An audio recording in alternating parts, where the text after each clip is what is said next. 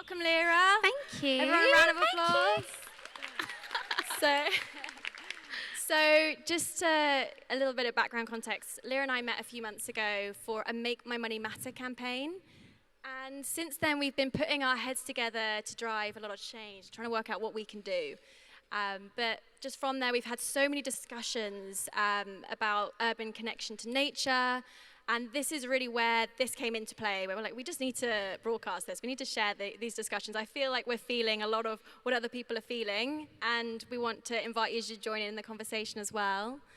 But before I get into too much of it, Lira, could you introduce a little bit about your background and also where your love for nature began? Okay. So yeah, hi everyone, I'm Lira.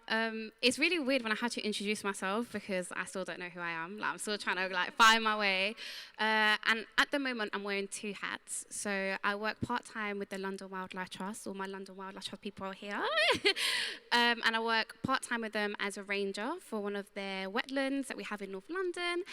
And then I also wear another hat, which came I didn't plan for this hat to happen, it just happened, but content creating. So I used to share a lot of what I do at work on my Instagram, and through that I've just gained quite a bit of popularity on there, and people are interested in what I do in London and all the nature I find in London. So through that I do a lot of freelancing work and content creation. So many hats. And as you can see, Lira's got her binoculars here today. Just in case. she loves the birds. So. I do. I can hear robins. There's robins. So just to kind of add a little bit more onto that, when I first got to know you, we were talking about your role in London Wildlife Trust and how you got there, how you got into that sector, why you even wanted to be in that sector. Can you tell me a little bit about, how that came about and if you found any challenges, I guess, along the way into that career, into this sector of environmentalism? Yeah. So getting into the sector has been such a roller coaster. It hasn't been easy. It's super challenging. As someone who comes from a low socioeconomic background, also underrepresented minority, I found a lot of challenges entering the sector. So I've always loved nature, firstly. When I was little, I was obsessed with snails and ants. I feel like a lot of us go through that phase. I just never grew out that phase, and I'm still obsessed with them. And then I knew from young I really wanted to work in outside with nature, but there was just no resources. Family as well didn't know much about green jobs, obviously. The school, everyone told me to become a vet, and I was like, okay. Then I realized I didn't like that. Anyways, I ended up studying zoology at uni, but then after, I felt so lost. I would literally type in zoology on Indeed and try to find a job. I was like, and there was all these director jobs, and you had to have 10 years of experience. I was like, oh my gosh, what am I gonna do? So I worked as an IKEA cashier, and that was my life for a few years after uni. I was like, this is it. There's nothing I can do in the sector.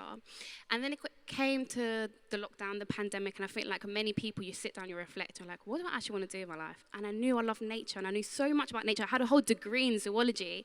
I was like, okay, girl, sort your life out, do something. So I actually moved abroad because I couldn't find any opportunities in the UK. There's so many barriers. Like I said, you had to be have lots of experience volunteering. I could never afford to volunteer.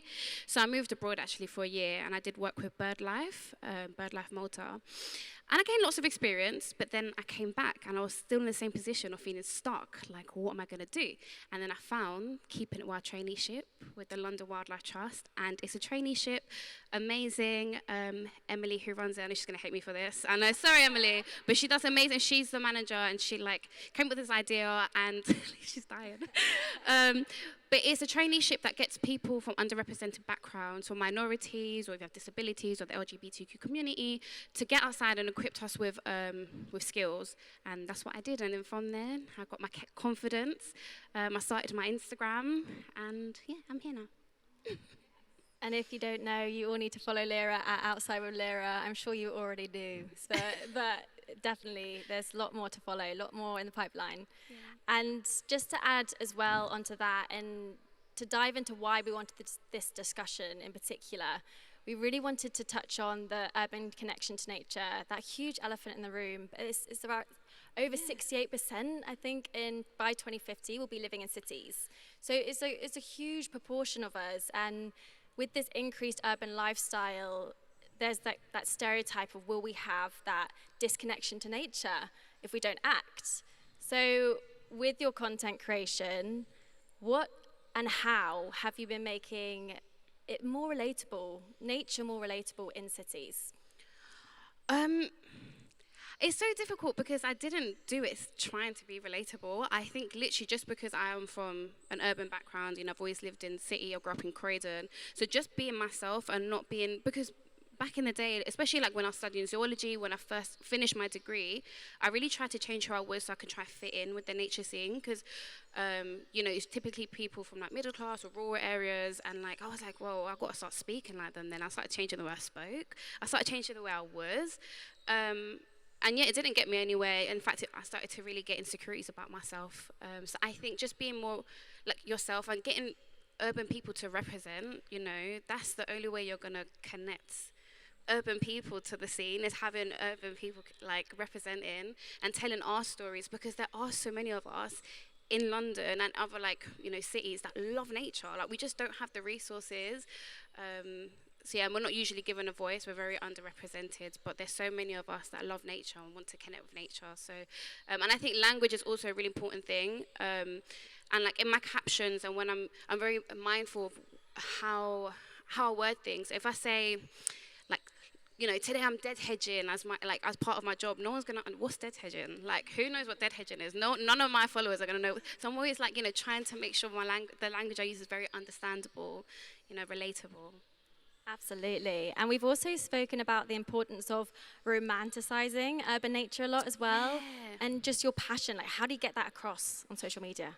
I don't know. Do you know what? Maybe because I'm a romantic person. Like, I really just romanticize everything about my life. I could be on a train and I romanticize. I look out the window and I'm like, oh, so I can do that with anything. And I don't know, I don't know how I do it, but even with pigeons, like I can take a video of a pigeon and you just put the right type of music, edit in the right way, and all of a sudden everyone's in love with pigeons. And so I think it's just being fun with it, being cool, putting the music, or your captions. Like it's very creative, It's like my artwork, making things romantic in London, because it's difficult.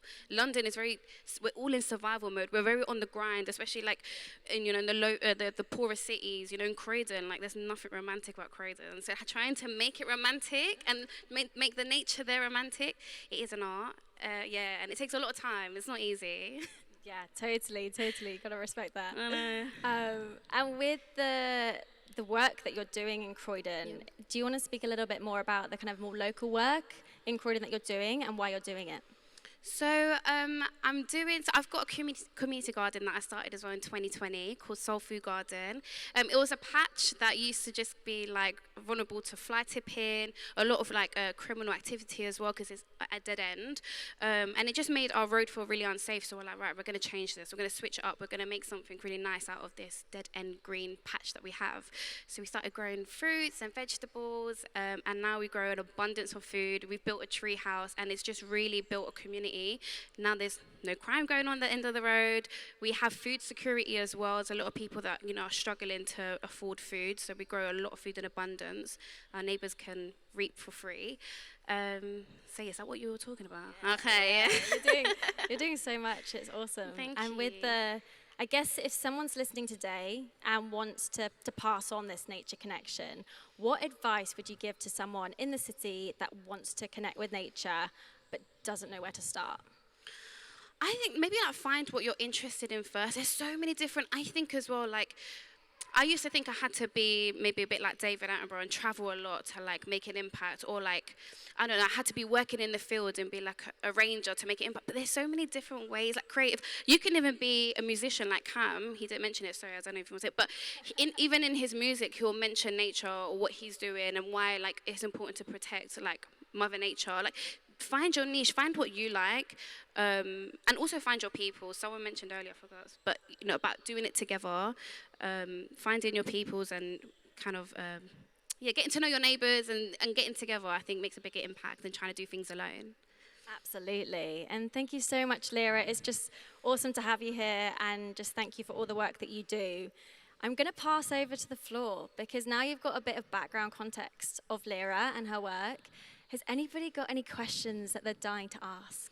Come on, guys, ask me something. I can pass a mic. Go on, who's up first?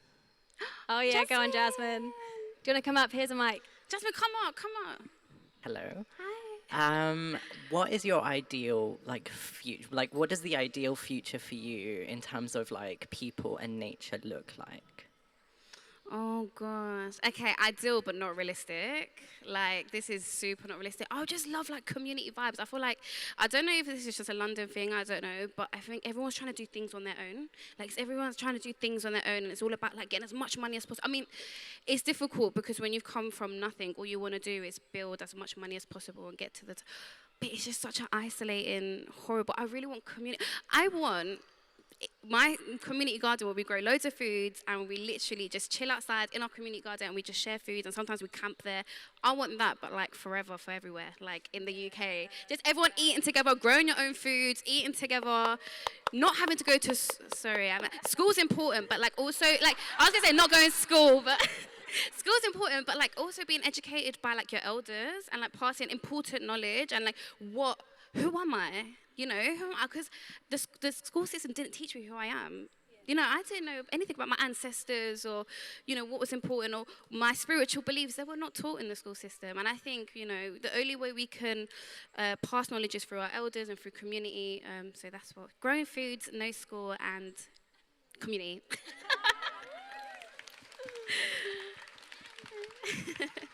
Awesome. School's important. School's important, by the way. School's very important, okay? No, go school.